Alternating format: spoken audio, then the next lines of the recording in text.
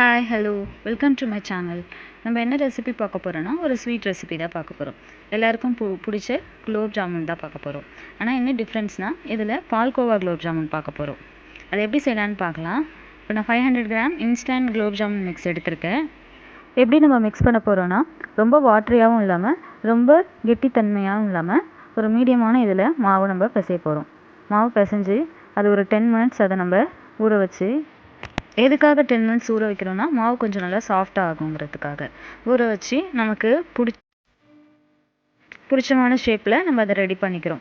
Ready பண்ணதுக்கப்புறம் நான் 200 gram palkova வாங்கி வச்சுருக்கேன். அந்த பால்கோவாவை இந்த பால் மாதிரி பிடிச்சிருக்கிறதுல உள்ளே நம்ம பால்கோவா ஸ்டஃப் பண்ணி நம்ம அதை திரும்பவும் அகைன் நம்ம பால் ஷேப்க்கு அதை கொண்டு வர போகிறோம். இதை மாதிரி நம்ம வச்சுருக்க எல்லா பால் ஷேப்லேயும் இருக்கிற குலோப் ஜாமுனை நம்ம ரெடி பண்ணி வச்சுக்கணும். பாருங்கள், நான் நீளமான ஷேப்லேயும் நான் இங்கே பண்ணியிருக்கேன். உள்ள பால்கோவா ஸ்டஃப் பண்ணிவிட்டு அகைன் நம்ம அந்த பாலை நல்லா ஷேப் கொடுத்துக்கிறோம்.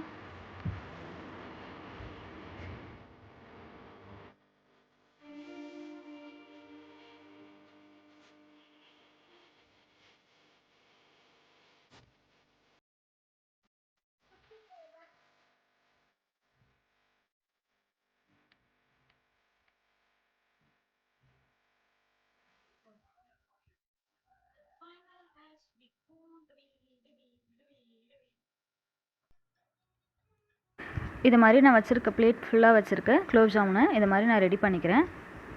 அடுத்து வானலில் எண்ணெய் ஊற்றி எண்ணெய் ஹீட் ஆனதுக்கப்புறம் நம்ம வச்சுருக்க குலோப் ஜாமுனை அதில் போட்டு எடுக்கிறோம். சிம்மில் வச்சு எடுக்கிறோம்.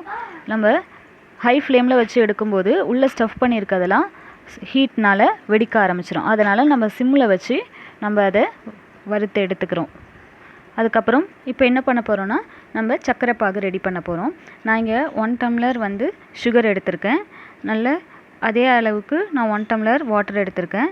அதை வாட்டர் ஃபஸ்ட்டு விட்டுட்டு சுகர் அதில் நல்லா நீங்கள் வடிகட்டி போட்டுக்கணும். அழுக்கு இருந்தால் வடிகட்டி போட்டு பாகு கொதித்ததுக்கப்புறம் நான் வச்சுருக்கேன் குலோப் ஜாமுன்லாம் அதில் ஒன்று ஒன்றா போடுறேன்.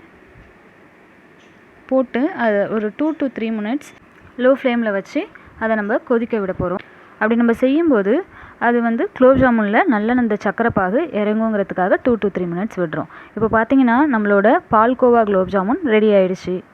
ஓகே, டாட்டா, பாய். நெக்ஸ்ட் வீடியோவில் பார்க்கலாம்.